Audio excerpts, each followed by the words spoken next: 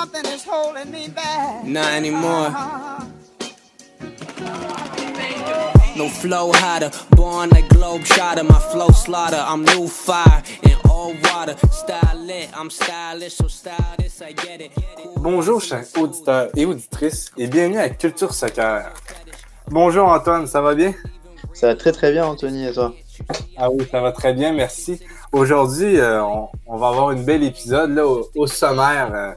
On va parler équipe nationale américaine, on va parler série MLS, les playoffs et pour finir là avec, comme d'habitude, Il était une fois en Amérique. Donc, épisode peut-être un peu plus court, mais toujours aussi excitant et avec du contenu exceptionnel avec la MLS et US Men National Teams. On peut jamais perdre son temps en regardant ces équipes car soit ils nous déçoivent ou soit ils nous surprennent, soit on est rassasié à fond. Donc, on va commencer directement dans le vif du sujet avec l'équipe nationale américaine. Antoine, tu voulais nous en glisser quelques mots, hein? Oui, puisque nous enregistrons le 17 novembre et avant-hier, les États-Unis ont joué à Wembley en Angleterre contre l'Angleterre et ont perdu 3-0. Et c'était voilà le moment de faire un petit point sur la sélection américaine. Et c'est n'importe quoi le match, totalement dominé les Américains par les Anglais. Et en fait, c'est un peu ce qui se passe depuis un an, depuis qu'ils ont raté la Coupe du Monde 2018. Bruce Arena a démissionné et depuis, il y a un sélectionneur intérimaire qui est là depuis plus d'un an maintenant, Dave Sarachan. Et c'est embarrassant. C'est très embarrassant parce qu'il n'y a pas de projet. Le coach juste sélectionne les meilleurs joueurs, mais prend plein de jeunes. Mais il n'y a pas de projet de jeu, il n'y a aucune vision à long terme vu que le coach sait qu'il ne sera plus là.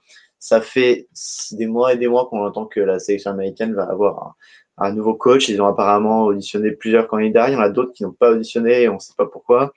Apparemment, ce serait Greg Berhalter, le coach de Columbus Crew, qui serait le prochain coach. Mais la saison MLS est finie pour lui, en tout cas, parce qu'ils ont perdu. On reviendra là-dessus dans quelques instants. Mais il n'est toujours pas annoncé. Il était en Europe, il était à Barcelone pendant le match d'Angleterre. Pourquoi il n'était pas en tribune? Pourquoi il n'était même pas dans l'équipe? Ça n'a rien à comprendre.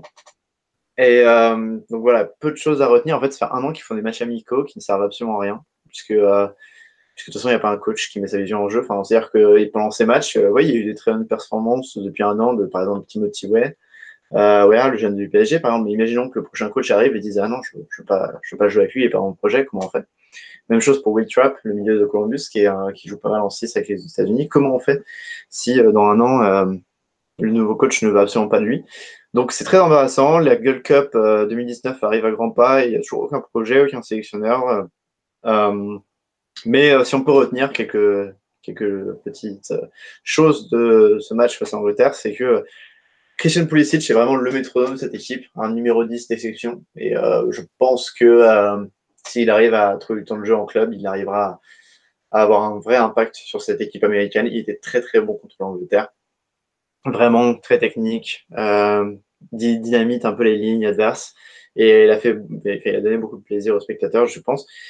Et il y a des rumeurs qui disent qu'il partirait de Dortmund ou de Chelsea. C'est pour qu'il retrouve du temps de jeu, ça serait très bon. Taylor Adams aussi est entré en fin de match, puisqu'il était un peu fatigué avec la MLS.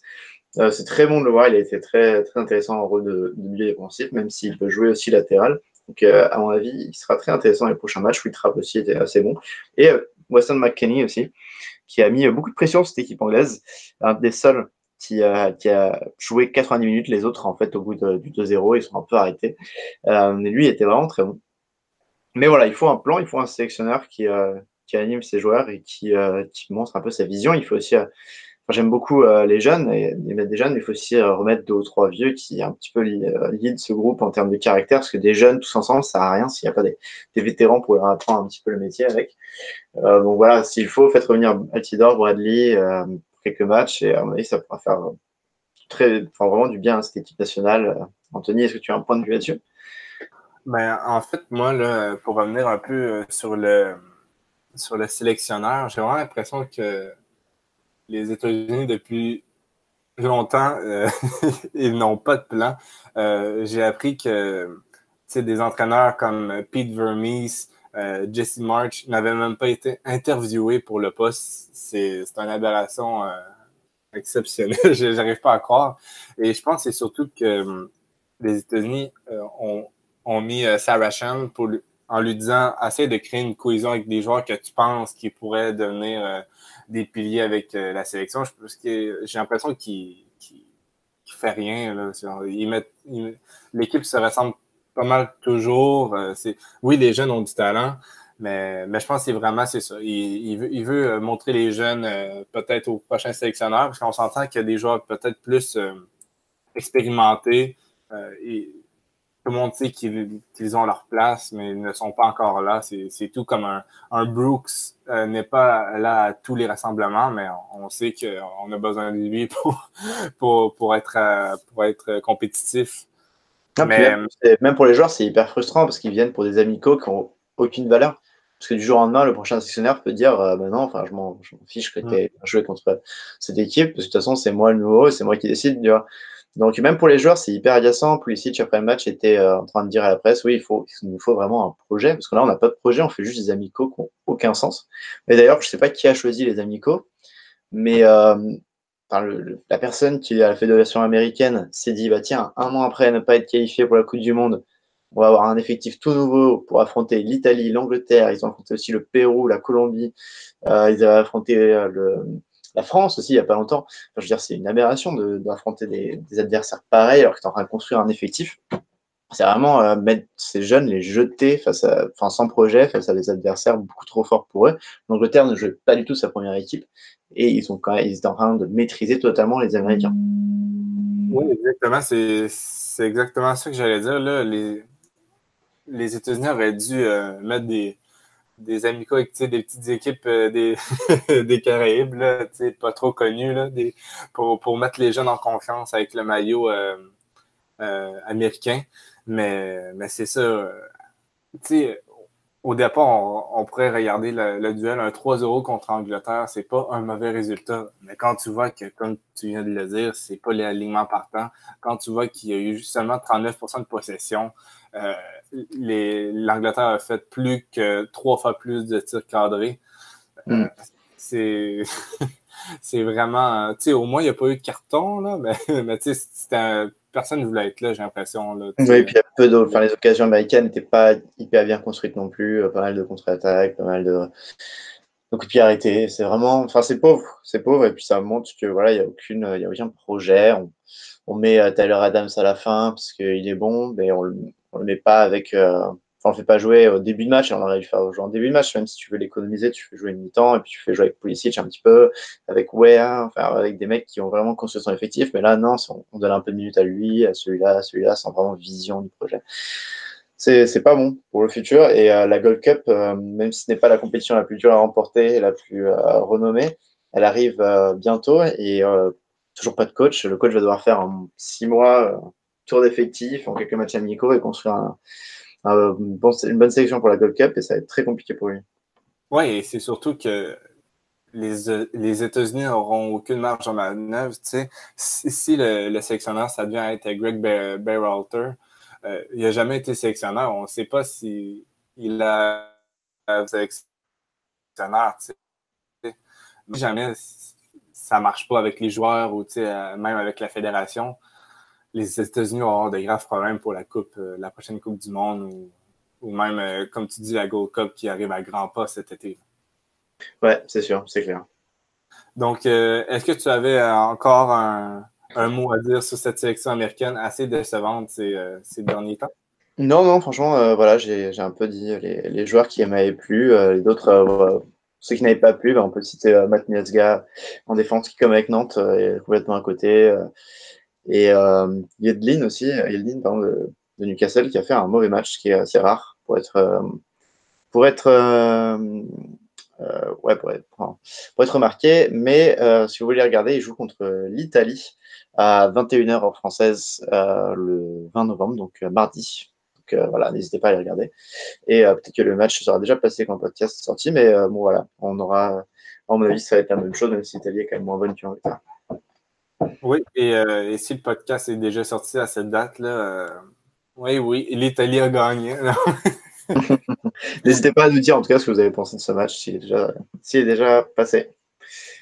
Oui, donc on va faire une petite interlude et on va revenir pour parler de la MLS, le plus gros sujet du podcast.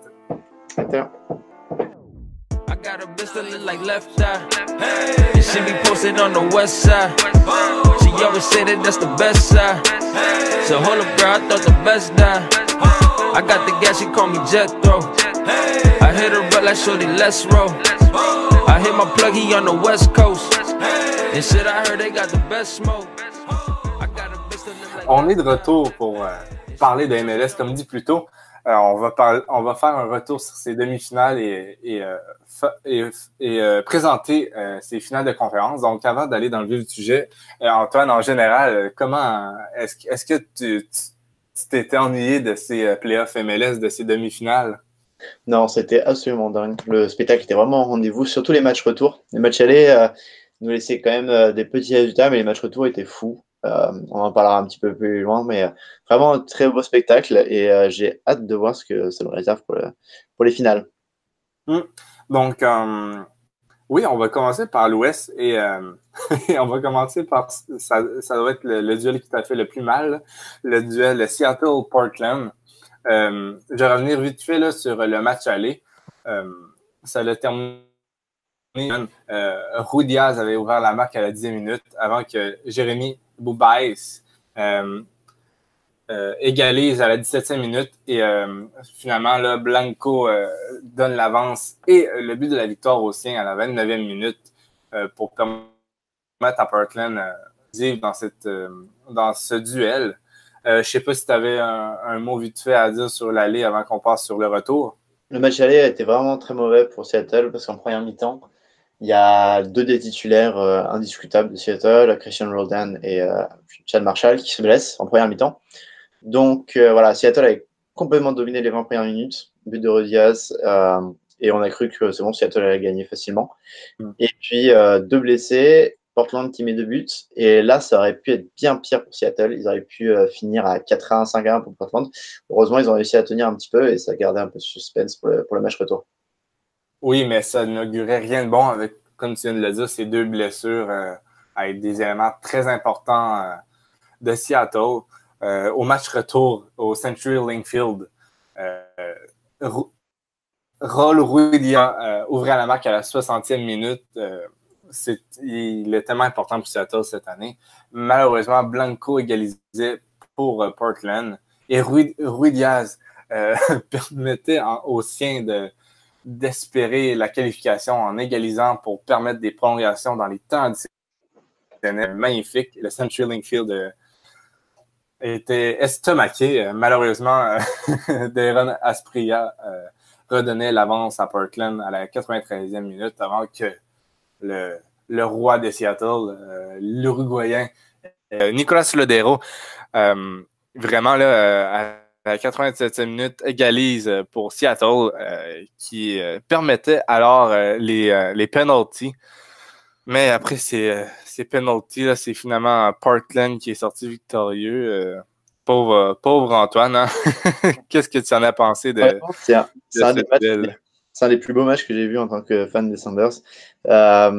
Déjà, le but de Rui Diaz vraiment la fin du temps additionnel était dingue. Et alors Portland était sûr de sortir de là sans problème. Et ensuite, pour ceux qui ont vu le match, c'est très drôle, mais quand Nicolás Lodeiro met son penalty, il y a 3-2 pour Seattle, donc, mais Portland pensait que les buts à l'extérieur comptaient en prolongation, alors que pas du tout. Et donc, en fait, ça revenait au penalty, mais les joueurs de Portland ne savaient absolument pas que ça allait être penalty. Alors, c'est très drôle parce que en interview, ils ont dit qu'ils le savaient, mais en fait, tu regardes la fin du match, coup de sifflet final après les prolongations. Les joueurs de Portland sont en train de célébrer ça, mais il y en a un qui s'agenouille, les mains au ciel, remerciant Dieu. Et puis, en fait, t'en as 2 ou 3 dans l'effectif de Portland qui disent non, mais attends, les gars, c'est pas du tout fini, on va en penalty. Donc, c'est très stressant, mais vraiment très beau match entre les deux équipes. Je sais pas lequel des deux méritait le plus, mais Seattle, c'est vraiment pas mal ce qu'ils ont fait avec les deux blessés. Et Portland est une équipe un petit peu outsider en finale de l'Ouest, dont on va parler plus tard, mais j'ai hâte de les voir au prochain match. Oui, et pour Seattle, là, pauvre eux, Cette saison-ci, ça aura vraiment été marqué par les blessures, là, que ce soit Jordan Morris au début, Christian Roldan et puis Sean Marshall lors des playoffs. Je crois qu'avec un Seattle à 100% de ses capacités, là, ça remportait. Donc oui, et l'autre duel de la conférence Ouest, c'était le Sporting Kansas City contre le Real Salt Lake. Au match aller, ça a été un match moyen. Comparé aux autres matchs qu'on a eu dans les séries. Ça se passait à Salt Lake City. C'est un match qui s'est conclu avec un score de 1-1 avec Albert Rousnak qui a ouvert la marque à la 51e minute et puis Diego Rubio, à peine rentré dans la rencontre contre qui égalisait à la 60e minute. Donc, toi, Antoine, est-ce que tu avais quelques mots à dire sur ce match aller ou on passe directement au match retour? Bah, pas grand-chose, non, juste le fait que c'est vraiment bête de la part de Real Salt Lake parce que Sporting KC était vraiment pas très bon ce jour-là et Real Salt Lake aurait pu en mettre plus d'un but, mais malheureusement, ils n'ont pas profité de cet avantage. Oui, et avec Seattle, là, le match retour a été un des matchs les plus dingues de ces playoffs MLS. Ça se passait à Kansas City, logiquement. Vraiment un début de match catastrophique pour le Real Salt Lake qui encaissait dès la 14e minute avec un but de Diego Rubio. Daniel Saloy doublait l'avance des siens à la 19e minute. Donc, à la mi-temps, le SKC menait 2-0. C'était vraiment catastrophique pour le Real Salt Lake. Mike Petke tentait son seul changement offensif car son banc était vraiment pas très offensif avec la blessure forcée de Corey Bird. Donc, c'est Sébastien Saucedo qui rentrait contre Luis Silva. Donc, Bofo rentrait dans la rencontre. Et dès la 60e minute, là, il marquait pour les siens. Donc, assez fou pour Saucedo et bon changement tactique pour Mike Petke. Malheureusement, un penalty assez pas douteux, mais de la part de Onua, Real Salt Lake, c'était une faute assez douteuse. Il a trop fait ça. Peut-être qu'il était dans son élan, mais en tout cas, c'était faute et I.S. Sanchez a marqué sur penalty. Donc, à ce moment, c'était 3-1. Tout était encore possible pour le Real Salt Lake. Et Damir Krelak réduisait l'avance du SKC à la 72e minute. Donc, on s'attendait à une fin de match assez bouillante. Et c'est ce qu'on a eu avec plusieurs chances de marquer pour le Real Salt Lake. Malheureusement, un manque de réalisme à l'image de Nick Bessler devant une cage pratiquement vide qui botte à côté. C'était assez exceptionnel. Et finalement, là, dans les temps additionnels, Daniel Saloy marque dans un but désert en ne regardant même pas le but. C'était assez exceptionnel. Un fait marquant de ce duel. Donc, vraiment, pour moi, là, ce duel représente vraiment la MLS, du spectacle, du stress et un duel rempli d'erreurs. Pour le Kansas City, ça a été un début de match vraiment idéal. Comme j'ai dit un peu plus tôt, les changements de Mike Petke ont un peu changé la donne en faisant entrer Saucedo. Par contre, je ne sais pas si Justin Glad était un peu blessé, mais la titularisation de Bessler contre Glad est vraiment incompréhensible et c'est peut-être ça qui leur a coûté la qualification. Sinon, c'est vraiment décevant que Corey Bird soit blessé. Sinon, toi, Antoine, qu'est-ce que tu as pensé de cette rencontre? C'était très sympa. Kansas City a vraiment bien joué et le Real Salt Lake est complètement perdu derrière. Kansas City qui a enfin retrouvé un numéro 9 qui marque en plus, donc c'est pas mal sur ces deux rencontres. Et comme j'ai dit, ouais, Real Salt Lake qui était complètement dépassé. Kansas City est vraiment le candidat au titre à l'Ouest, plus que jamais, parce que par rapport à Portland. C'est une très belle équipe qui marche très bien. Content de les avoir vus jouer. En tout cas, c'était un très très beau match. Oui, et pour la finale de conférence, là, un bon duel SKC Portland qui respire les playoffs MLS. Je pense que ça va être une confrontation superbe. avec d'un côté un Daniel Saloy qui commence à prendre confiance et de l'autre côté un Jeremy Ebobaez qui est épaulé de Blanco et Valérie qui peuvent vraiment faire des dégâts. Donc, ça risque d'être intéressant à l'Ouest car c'est vraiment cette conférence qui a volé la vedette, j'ai l'impression, dans ces demi-finales de conférence. On va aller dans... Oui. J'ai oublié de parler de Ebo BC, mais en vrai, ouais, c'est vrai que Portland avait l'émergence d'un numéro 9, parce que nos auditeurs savent peut-être pas qui il est. C'est le nouveau numéro 9 de Portland, qui est un jeune américain très, très sympathique à avoir joué. Et ça peut être l'arme fatale de Portland lors de cette finale. Et pourquoi pas peut-être dans le futur de la sélection américaine, on ne sait pas. Donc, on va se diriger vers l'Est avec la première confrontation qui met en vedette les Red Bulls contre Columbus. Le premier match nous a fait douter des Red Bulls car Columbus a gagné 1-0, donc on pensait que les Red Bulls allaient faire comme d'habitude, foirer en série.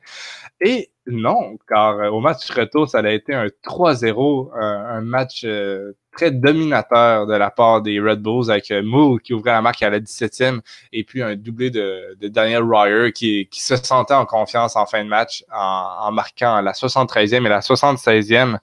Donc, toi, Antoine, qu'est-ce que tu as pensé de ce duel? C'est très sympa, vraiment New York qui a complètement contrôlé son adversaire. Columbus a à peine eu des occasions. Le coach de New York, Christian Morris, avait fait un plan parfait niveau pressing. Il n'y a aucun espace pour Columbus, alors qu'il y en avait un peu à l'aller. Et c'est vraiment dommage pour Columbus, parce qu'il y avait une belle équipe, mais New York était vraiment dominant. On a retrouvé l'équipe qui a gagné la saison régulière. Et pour ceux qui se demandent, oui, une sorte de malédiction dont tu parlais en playoff, c'est que New York n'a jamais réussi à gagner quoi que ce soit, alors que c'est un club fondateur, ils ont juste gagné la saison régulière, mais qui n'est pas un véritable secret. Et souvent, malgré une superbe saison régulière, ils se foirent complètement en playoff. Et là, pour cette année, ils ont l'air quand même très bien armés.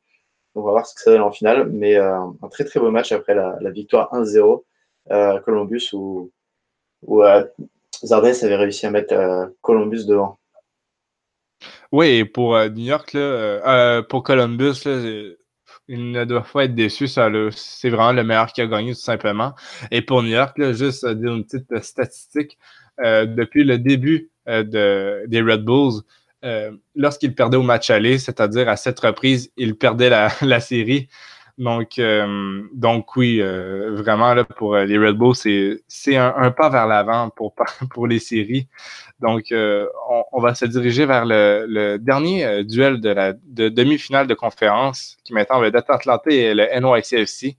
Au match là à New York, comme pratiquement tous les autres matchs allés, on s'attendait soit à un nul ou une victoire du NYCFC.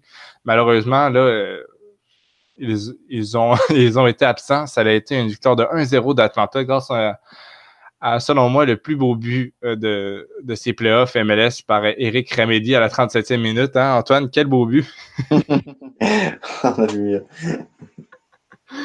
Oui, donc toi, Antoine, qu'est-ce que tu as pensé de ce match aller qui a donné le ton à ce duel? Eh bien, il est à 100 à l'heure. Je sais pas. Alors en France, il était, je crois, minuit, 1h du matin ou très tard. Et je sais pas si c'était la fatigue, mais il allait à 100 à l'heure. La balle allait d'un camp à l'autre. Mais c'était pas le plus beau match techniquement. Il n'y avait pas grand-chose. New York City était assez perdu. Et donc ouais, j'ai pas retenu grand-chose de ce match-là, si ce n'est que Almiron revenait de blessure et qu'il n'était pas mauvais. Le match retour était quand même beaucoup plus intéressant. Oui, et en parlant du match retour, on va le présenter.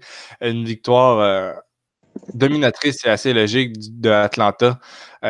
Lorsque Martinez ouvrait la marque à la 25e minute sur penalty, Almiron doublait l'avance des Saints à la 42e, Maxime Chanot à la 45e, là, réduisait l'écart et puis Martinez donnait le dernier coup de marteau à la 83e minute pour permettre à Atlanta de pour la première fois de leur histoire, là, passer en finale de conférence. Donc, c'est assez exceptionnel. Là.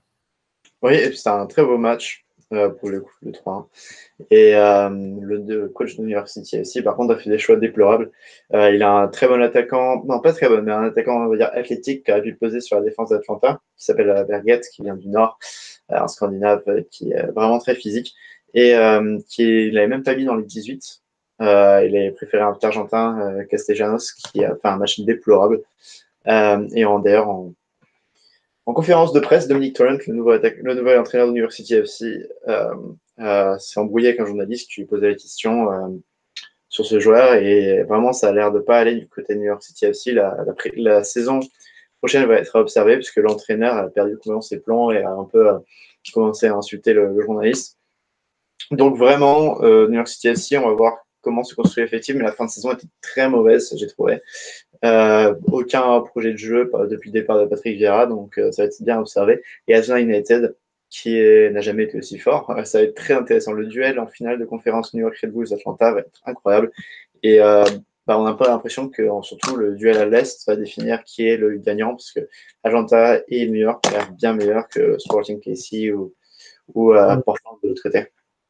Oui, et c'est vraiment bizarre, mais pour Atlanta, on a vraiment l'impression que c'est après seulement 2 ans, mais c'est vraiment l'année ou jamais, puisque Tata Martino s'en va, Martinez risque de s'en aller, Almiron aussi. Donc, après seulement 2 ans, c'est vraiment l'année qu'ils doivent gagner leur titre. Et contre les Red Bulls, là, ça risque d'être l'un des plus beaux duels qu'on a eu depuis quelques années là, en MLS. Ouais, ça va être très très très beau à voir et vraiment ces deux équipes offensives qui ont du beau jeu, de bons coachs, des joueurs à regarder de tous les côtés, les Tyler Adams à suivre du côté de New York Red Bulls qui partira sûrement en Allemagne à la fin de l'année. De l'autre côté à Atlanta, on peut regarder Joseph Martinez, des Miguel Almiron qui vont aussi partir bientôt. Donc vraiment un match à regarder pour tous nos auditeurs. D'ailleurs, je vais rappeler les dates. Le dimanche 25 novembre pour les 2 matchs. Alors en France, c'est à 23h pour Atlanta, New York Red Bulls, donc un match que vous pouvez regarder. Et c'est lundi à 1h du matin pour Portland, Kansas City.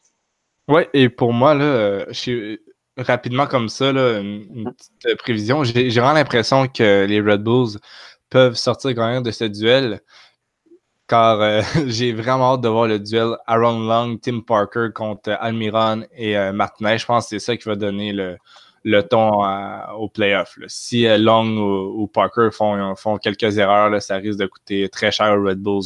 Donc, je pense que ça va... Les deux centraux des Red Bulls. Oui, c'est vrai. Il faut préciser.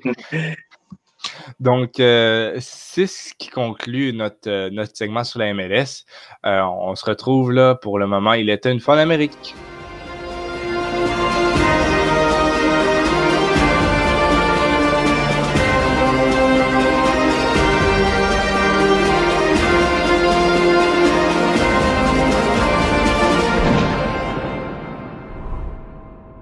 Oui, on est désormais là au moment, en tout cas mon moment préféré à chaque podcast, là, il était une fois en Amérique, où est-ce qu'on sort un peu des sentiers battus pour vous parler des trucs insolites ou des moments qui méritent d'être révélés au grand jour. Donc, on va commencer directement avec toi, Antoine. Quel est ton moment il était une fois en Amérique?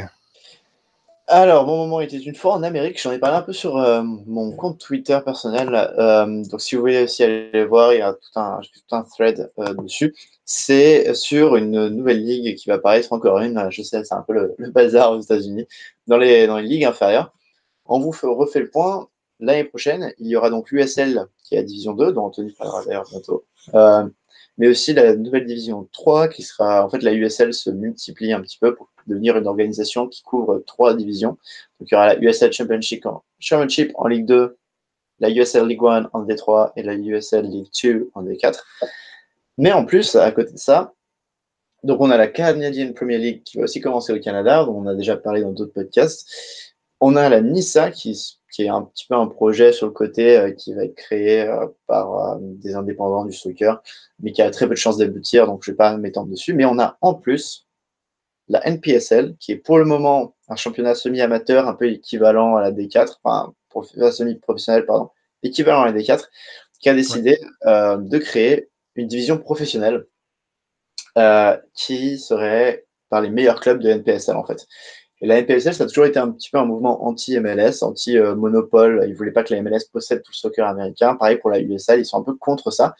Et donc, dedans, il y a des clubs qui jouaient avant dans d'autres divisions, comme les New York Cosmos, le Miami FC, qui étaient en NASL, qui était une ancienne Ligue 2.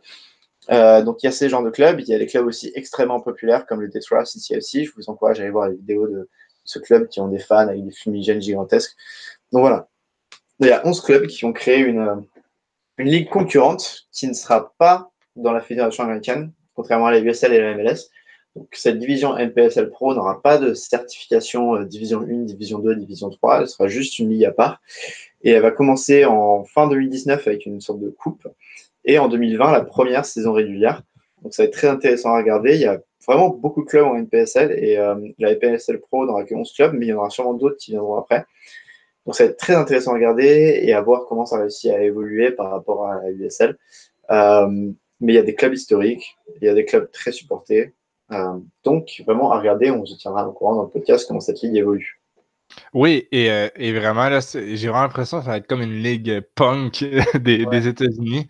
Et moi, quand je pense à punk, je pense au Détroit, à Détroit, là, vraiment, qui est anti-MLS. Mais également au club de Chattanooga au Tennessee, les voisins de Nashville, qui se sont fait pratiquement imposer une équipe pro en USL Détroit. Quelques dirigeants étaient partis du club de Chattanooga FC, qui est en NPSL.